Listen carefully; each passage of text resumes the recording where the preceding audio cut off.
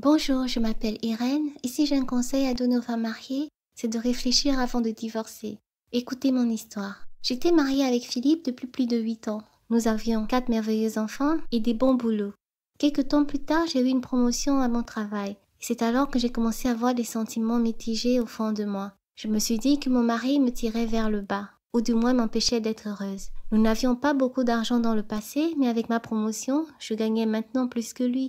J'ai commencé à faire des heures supplémentaires. Du coup, il a dû réduire ses heures pour pouvoir s'occuper des enfants. J'ai commencé à lui en vouloir parce qu'il était à la maison et qu'il pouvait passer du temps avec les enfants. Je lui reprochais que la nourriture était froide quand j'arrivais et que les enfants n'avaient pas mangé à temps. Peu importe que cela fût vrai ou pas, ce qui m'importait, c'était juste de crier sur lui. Je voulais le voir autant malheureux que moi. Il n'arrêtait pas de me dire qu'il faisait de son mieux, que c'était pas facile d'être à la maison, de s'occuper du linge, de la vaisselle et des enfants. Mais cela m'énervait encore plus qu'il trouve des excuses. Au cours des années suivantes, les choses ont empiré. Je faisais plus d'heures, je gagnais plus d'argent et je me plaignais tout le temps. Je lui lançais des mots horribles. Par exemple, je n'arrêtais pas de lui dire qu'il ne servait à rien. Mais je m'en fichais. S'il voulait pas être blessé, il n'avait qu'à me rendre plus heureuse. C'est alors que j'ai commencé à avoir un amant. Je savais que c'était mal, mais ça me faisait sentir tellement vivante. Mon mari ne m'avait pas fait sentir ça depuis des années. J'étais fatiguée d'être malheureuse et je voulais faire ça pour moi. Mon mari avait remarqué que j'avais changé. Il a commencé à faire des efforts. Et un soir, alors que je rentrais tôt du travail, j'ai remarqué qu'il avait nettoyé toute la maison, qu'il avait préparé un dîner pour toute la famille et choisi un film pour que l'on puisse regarder ensemble. Cela m'aurait fait pâlir quelques années plus tôt, mais cette nuit-là, je ne pouvais même pas le regarder. Je fis semblant d'être malade et j'allais me coucher. Je passais tout le reste de la soirée au lit pendant qu'il m'attendait désespérément. Le pire, c'est qu'il me préparait des plats qu'il m'apportait au lit. Cela me faisait sentir mal. Et là, je me suis mise en colère. Il n'avait pas le droit de me faire sentir ainsi. Prise de colère, j'ai pris mon téléphone, j'ai envoyé des textos à mon amant. La situation était très tendue. J'étais odieuse, hautaine. J'ai même prétendu que je m'en fichais quand il a découvert ma relation avec le gars du travail. Ça m'a détruite de l'intérieur de le voir retenir ses larmes. Il était à son plus faible niveau. Et c'est à ce moment que j'ai porté le coup fatal. C'est à ce moment que j'ai choisi de demander le divorce. Je pouvais presque entendre son cœur se briser dans sa poitrine. Il m'a supplié de ne pas le faire, de travailler sur les points qui n'allaient pas. Mais j'ai refusé. Il était cassé, moi j'étais libre. Je pouvais enfin faire ce que je voulais, sans ressentir de culpabilité, ni rendre de compte à personne. C'était une sensation incroyable de liberté. Mais cela n'a pas duré longtemps. Au bout de quelques mois après son départ, j'ai raté 3 fois la journée des ordures. Il y avait plein de linge sale à la maison, que j'en étais réduite à les sniffer pour voir ce qui pouvait encore être reporté.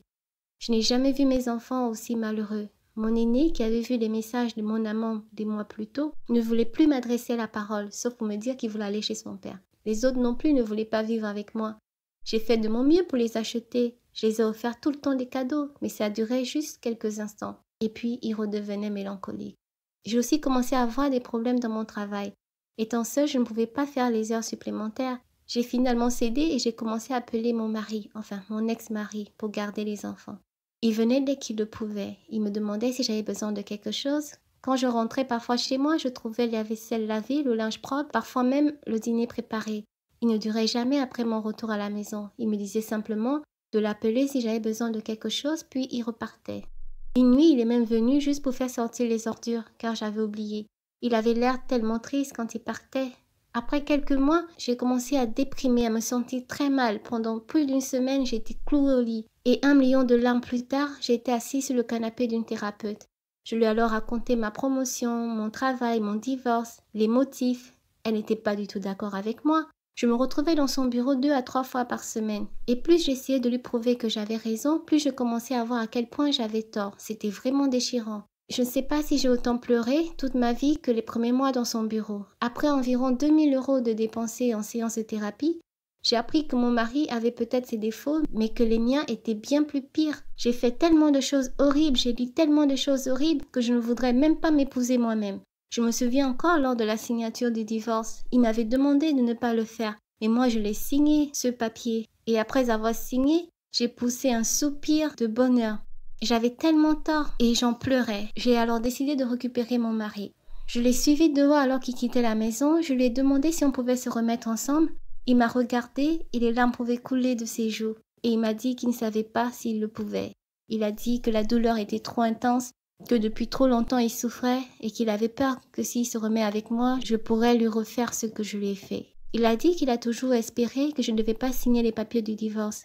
Mais quand j'ai lâché un soupir exagéré de soulagement, cela l'a brisé le cœur. Il ne sait plus s'il peut avoir confiance en moi.